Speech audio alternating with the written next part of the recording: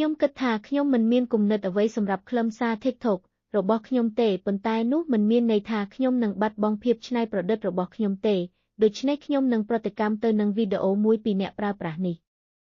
តែខ្ញុំបានរកឃើញដោយខ្លួនឯងនៅលើ YouTube ដើម្បីមើលថាតើវាដំណើរការឬអត់ Vamos a reaccionar de este video. Voy a reaccionar a este video de mi amigo Doki el Loquendero.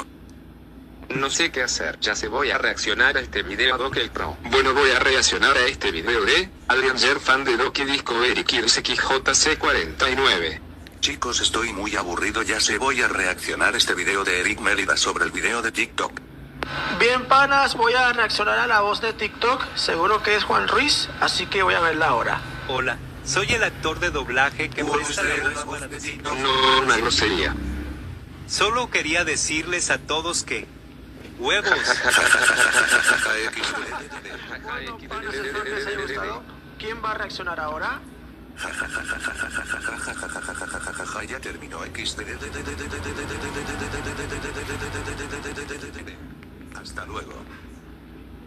Bueno, ya acabé de reaccionar a este video, y que viva el huevo. Bueno, ya termino de reaccionar a este video, bueno, chao.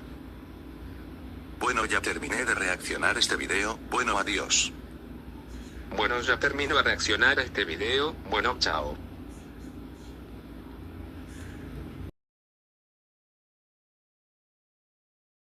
ហើយជីវប្រវត្តិនោះបានកើតឡើងចំពោះខ្ញុំយ៉ាងចម្លែកអំពីសម្លេងក្នុង TikTok ទោះបីជាខ្ញុំមានចម្លើយត្រឹមត្រូវក៏ដោយ